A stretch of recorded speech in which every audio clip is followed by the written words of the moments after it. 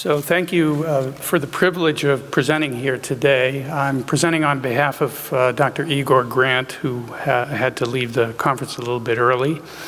I have no disclosures.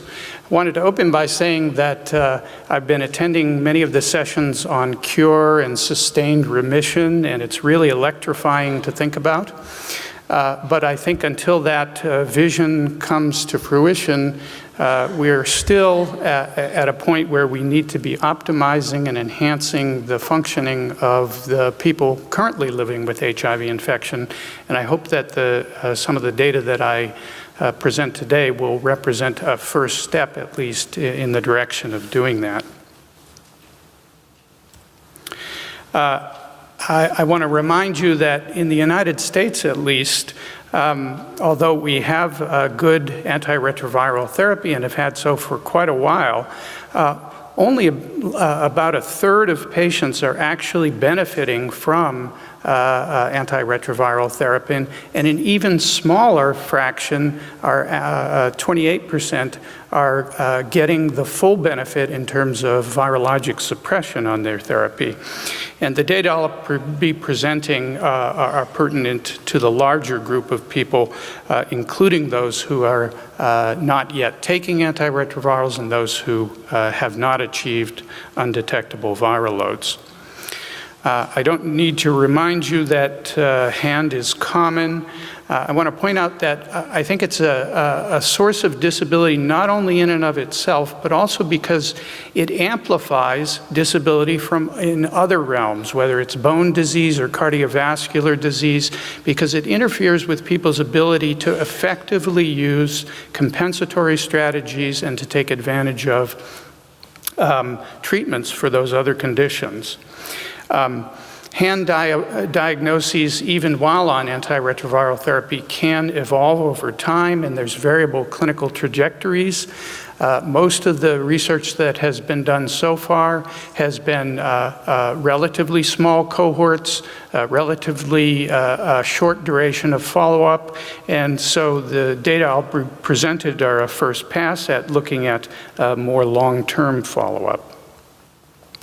So the objective was to evaluate predictors of neurocognitive change, and here I'm referring both to decline but also to improvement in neuropsychological function in people living with HIV. And again, the long-term goal is to identify potential ways to intervene to enhance improvement and prevent decline. These are data from the Charter study, CNS and HIV antiretroviral therapy effects research. There are 6 sites across the U.S., as you see listed here. The battery, similar to those described by Drs. Antonori and Sasik, assesses 7 domains. Outcome that we chose to use here. I won't be able, in the interest of time, to get into the details, but essentially we're using a very robust statistical methodology to identify a magnitude of change during follow-up that is over and above that might be expected by chance, even in an HIV negative population. Some of the predictors we looked at, and there were a broad range of them, included general medical health indicators, hematocrit, serum albumin, and so forth, indicators of HIV disease severity and treatment success, including whether people are on current therapy, whether they're undetectable on that therapy, what their nadir and current CD4 counts are, and so forth. And then Charter is relatively unique in being quite inclusive. The inclusion criteria are rather broad, and we included many measures to capture the many cognitive comorbidities that come in a relatively unselected HIV population. The Frascati or Antonori criteria that you heard about earlier permit 3 different levels of neurocognitive confounding. The worst level is severe confounding conditions. that would preclude a diagnosis of hand, so conditions that essentially explain, we think, the neurocognitive impairment. And an example of that might be somebody who had a substantial head trauma with prolonged loss of consciousness, anterograde amnesia, and they were never able to go back to their former level, their premorbid level of social and occupational functioning.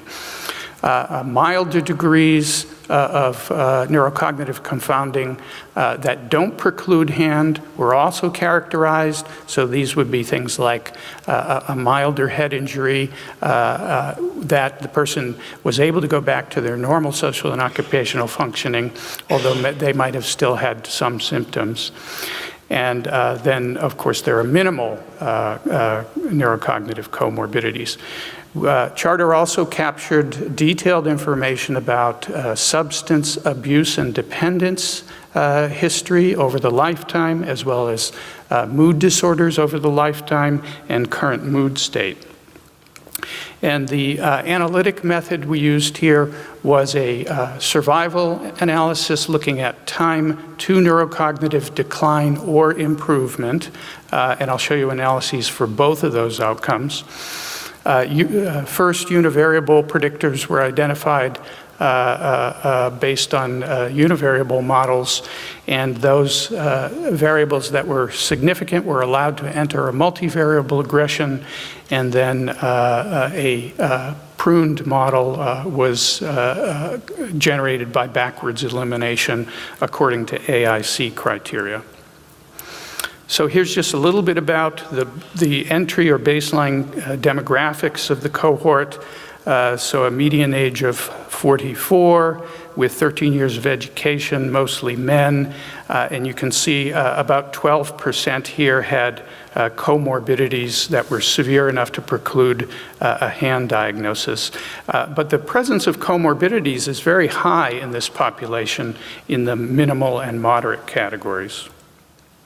A bit about their HIV disease severity and treatment indicators. So 60% had an AIDS diagnosis. You can see the nadir CD4 here, about 180.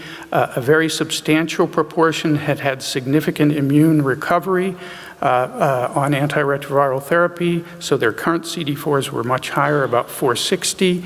About 70% of these individuals were on antiretroviral combination antiretroviral therapy.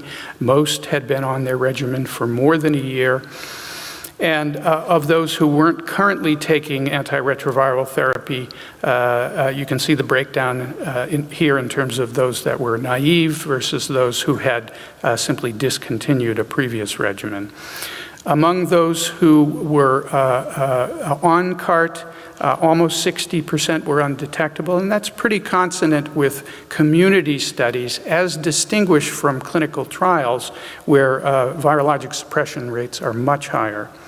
And notice also that at the baseline assessment, fully 46% of these individuals already had significant neurocognitive impairment. Just to give you a sense of what degree of change is occurring, so this is the percentage of individuals who had either neurocognitive decline, 23%, or improvement, 17%, according to this rigorously statistically defined cutoff. So about 2/3 of the people were stable. And I'm not planning, in the interest of time, to show you the univariable analyses, with one exception, which is to make the point that having achieved an undetectable viral load was a very significant prognosticator of good neurocognitive outcome. So you were much less likely to decline if you either sometimes or were always undetectable in your plasma viral load. This is the final multivariable model for neurocognitive predictors of neurocognitive decline. So you can see being off CART is a significant risk. Having a lower overall medical health indicators like low albumin or hematocrit Those are significant predictors of neurocognitive decline. And having a severe neurocognitive comorbidity increased your chances of having future decline. Past methamphetamine abuse, this is almost exclusively past as opposed to current abuse dependence criteria. And finally, having worse depression symptoms was a predictor of decline in neurocognitive function. Predictors of improvement, interestingly, were not simply the mirror image of the predictors of decline. So things that predicted improving over time were having a higher premorbid IQ, which we think of as a measure of cognitive reserve, having a good overall medical health by having a more normal total protein in the serum and liver function, and having never had a lifetime history of major depressive disorder was associated with improvement over time. So inclusion, in this large representative sample in the US, most of whom had extensive ARV exposure, we saw substantial numbers of individuals meeting criteria both for decline and for improvement, and we identified a series of predictors of decline and improvement, as I mentioned, and I think that the take-home message here is that we need not only to optimize CART therapy, but also to treat the many comorbidities that exist in our participants, including substance use and depression, and we need to optimize general medical health. I'm hoping that in the future we can perhaps come up with studies that try and address some of these comorbid conditions and see if that improves neurocognitive function and has positive feedback on things like adherence and so forth. And I also think it's important to point out that there was considerable unexplained variance in neurocognitive function, meaning that there are probably things that we did not measure that are determining whether a person declines, improves, or remains stable. So I want to thank NIMH for funding, thank all of my collaborators within the Charter Network, and in particular, thank the many HIV-positive individuals who donated their time and effort to make this study possible. Thank you. Thank you, Dr. Ellis. Question? Thank you. Very interesting presentation. Do you have any data in which you could compare the effect of the third drug that you are using, meaning boosted protease inhibitors or nucleosides or eventually integrase inhibitors? Did you find any difference, or did you look at that? In this analysis, we did not find that to be a significant predictor. I will say there have been studies that Scott Latender has presented that have more carefully looked at the question of the specific regimen, whether it's protease inhibitor, non-nucleoside, and so forth.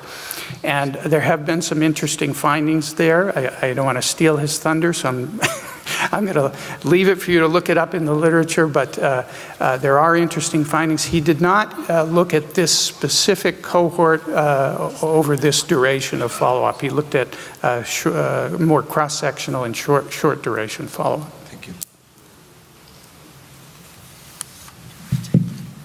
Thank you, Ron. Very nice talk. Yeah, my question is about the role of HIV-related variables. In the description about the HIV viremia, the difference in the cognitive decline between always detectable, sometimes always undetectable, was tested by univariate model. Did you include this variable even in Cox regression, which is the results? Yeah, absolutely, and it's an excellent point. So, as you can imagine, having an undetectable viral load is a surrogate for being on antiretroviral therapy. And so the two of them are competing in the model, and in fact, being on antiretroviral therapy was the one that won out. But I think it's just because it's